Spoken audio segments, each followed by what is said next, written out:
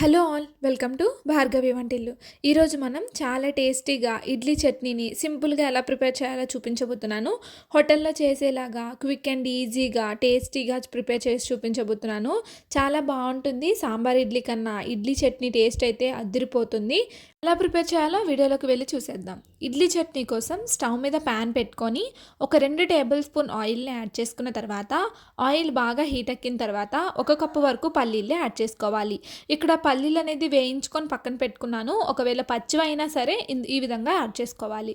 ఇప్పుడు మీ కారాన్ని బట్టి నేను ఇక్కడ 5 వరకు పచ్చిమిర్చిని యాడ్ చేస్తున్నాను.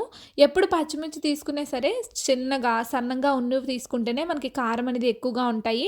లేదు పెద్దగా లావుగా ఉన్నవి తీసుకుంటే మనకి కారం అనేది తక్కువగా ఉంటుంది. ఎన్ని వేసినా సరే మనకి కారం అనేది సరిపోదు. సో చిన్నగా ఉండేవి ఈ విధంగా తీసుకొని యాడ్ చేసుకొని మీడియం ఫ్లేమ్లో పెట్టుకొని ఫ్రై చేసుకోవాలి. ఆల్రెడీ నేను పెళ్ళిళ్ళు యాడ్ చేసుకున్నాను కాబట్టి నాకు ఎక్కువ టైం పట్టలేదు. ఒక 2 నుంచి 3 నిమిషాల పాటు మీడియం ఫ్లేమ్లో వేయించుకుంటే నాకు పర్ఫెక్ట్గా వేగిపోయాయి. ఒకవేళ మీ దగ్గర వేయించుకొని ఉన్నా సరే ఈ విధంగా ఆయిల్లో యాడ్ చేసుకోండి. అలా అయితేనే మనకి టేస్ట్ అనేది బాగుంటుంది. కొందరు పచ్చివి కూడా యాడ్ చేసేస్తారు. పచ్చివి యాడ్ చేసేస్తే మనకి అంత టేస్ట్ అనేది ఉండదు. సో మీడియం ఫ్లేమ్లో పెట్టుకొని ఈ కలర్లోకి వచ్చేలాగా బాగా ఫ్రై చేసుకొని ఈ పల్లీలు పచ్చిమిర్చి పూర్తిగా చల్లారేంత వరకు పక్కన పెట్టుకోవాలి. ఇలా పూర్తిగా చల్లారిన తర్వాత ఒక మిక్సింగ్ బౌల్ తీసుకొని అందులోకి యాడ్ చేసుకోవాలి. ఈ పల్లీలు అన్నింటిని కూడా మిక్సింగ్ బౌల్లోకి పెట్టుకొని యాడ్ చేసుకోవాలి. ఇలా యాడ్ చేసుకున్న తర్వాత ఇప్పుడు ఇందులో కట్ చేసుకొని పక్కన పెట్టుకున్న కొబ్బరి ముక్కల్ని యాడ్ చేసుకోవాలి. మనం ఏ కప్పుతో అయితే పల్లీలు యాడ్ చేసుకున్నామో అదే కప్పుతో 1 కప్పు వరకు కొబ్బరి ముక్కల్ని యాడ్ చేసుకోవాలి. పల్లీలు పొట్టు అనేది తీసేస్తే మనకి చట్నీ అనేది తెల్లగా వస్తుంది. కానీ పొట్టుతో తింటేనే మనకి బలం అనేది ఉంటుంది. సో పొట్టుతోనే యాడ్ చేసుకోండి. కొబ్బరి ముక్కల్ని యాడ్ చేసుకున్న తర్వాత ఇప్పుడు ఇందులో రుచికి తగినంత ఉప్పుని, పెద్ద నిమ్మకాయ సైజు అంత చింతపండుని యాడ్ చేసుకోండి. చట్నీ అనేది పుల్ల పుల్లగా చాలా బాగుంటుంది చింతపండుని యాడ్ చేసుకోవడం వల్ల. ఇప్పుడు అరకప్పు వరకు వాటర్ని యాడ్ చేసుకొని మెత్తగా మిక్సీ పట్టుకోవాలి. మనకి వాటర్ ఎంత పడుతుందో చూసుకొని కొంచెం కొంచెంగా యాడ్ చేసుకొని ఆపుకుంటూ ఈ విధంగా మిక్సీ పట్టుకోవాలి.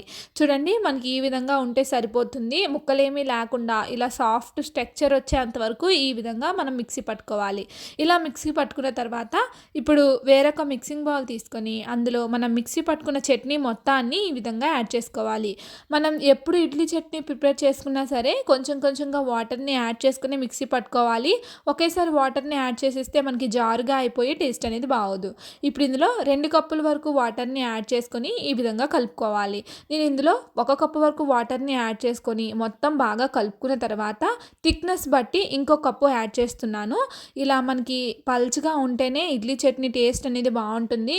థిక్గా అయిపోయి ముద్దలా ఉంటే మనకి చట్నీ టేస్టే రాదు, పచ్చడి టేస్ట్ అనేది వచ్చేస్తుంది. ఇక్కడ నేను 2 కప్పుల వాటర్ని యాడ్ చేసిన తర్వాత ఇక్కడ మీకు థిక్నెస్ చూపిస్తున్నాను చూడండి. ఈ విధంగా మనకి జారుగా ఉండాలి. ఇలా ఉంటే పర్ఫెక్ట్గా సరిపోతుంది. ఇప్పుడు చట్నీ పోపు కోసం స్టవ్ మీద ప్యాన్ పెట్టుకొని ప్యాన్ వేడెక్కిన తర్వాత 1 టేబుల్ స్పూన్ వరకు ఆయిల్ యాడ్ చేసుకొని ఆయిల్ బాగా హీట్ అయిన తర్వాతనే 1 టేబుల్ స్పూన్ వరకు పోపు దినుసులను యాడ్ చేసుకొని మీడియం ఫ్లేమ్లో పెట్టుకొని ఫ్రై చేసుకోవాలి. హై ఫ్లేమ్లో పెట్టేస్తే మనకి పోపు దినుసులు మాడిపోతాయి. తాలింపు అనేది ఘాటుగా అయిపోయి టేస్ట్ అనేది మారిపోతుంది. ఇలా కాస్త వేగిన తర్వాత ఇప్పుడు ఒక 3 ఎండుమిర్చిని చిదుముకొని యాడ్ చేసుకోవాలి. ఇలా యాడ్ చేసుకొని మెల్లిగా ఈ విధంగా ఫ్రై చేసుకున్న తర్వాత ఒక 3 నుంచి 4 వరకు వెల్లుల్లి రబ్బల్ని కూడా యాడ్ చేసుకొని ఫ్రై చేసుకోవాలి. తాలింపు మనకి ఎంత బాగా వేగితేనే మనకి చట్నీ టేస్ట్ అనేది అంత బాగుంటుంది. తాలింపు సరిగ్గా చట్నీలో వేసేస్తే టేస్ట్ అనేది మారిపోతుంది. ఇప్పుడు ఒక 4 నుంచి 5 వరకు కరివేపాకు రెమ్మల్ని కూడా యాడ్ చేసుకొని ఈ విధంగా ఫ్రై చేసేసుకొని స్టవ్ ఆఫ్ చేసేసుకోవాలి. మనకి ఈ విధంగా ఫ్రై అయితే సరిపోతుంది. ఇంకా మాడిపోతే మనకి టేస్ట్ అనేది మారిపోతుంది. ఇక్కడ మీకు చూపిస్తున్నాను చూడండి. ఈ విధంగా ఫ్రై అయిన తర్వాత మనం ముందుగా కలిపి పెట్టుకున్న చట్నీలోకి ఈ పోపునే యాడ్ చేసుకోవాలి. పోపు చల్లారిపోయిన తర్వాత చట్నీలోకి యాడ్ చేసేస్తే ఘాట్ అనేది తెలీదు, పోపు పెట్టినట్టు కూడా అనిపించదు. పోపు వేడివేడిగా ఉన్నప్పుడే మనం తాలింపు పెట్టుకుంటేనే మనకి టేస్ట్ అనేది బాగుంటుంది. పోపు యాడ్ చేసుకున్న తర్వాత ఈ విధంగా బాగా కలుపుకోవాలి. మన కిడ్నీ చట్నీ ఈ విధంగా మనకి థిక్నెస్ అనేది ఉండాలి. మరీ పల్చగా కాకుండా మరీ మనకి థిక్గా ఉండకుండా ఈ విధంగా ఉండాలి. ఇప్పుడు ఒక బౌల్ తీసుకొని అందులో ఇడ్లీని యాడ్ చేసుకొని మనం రెడీ చేసుకొని పక్కన పెట్టుకున్న చట్నీ మొత్తాన్ని యాడ్ చేసుకోవాలి.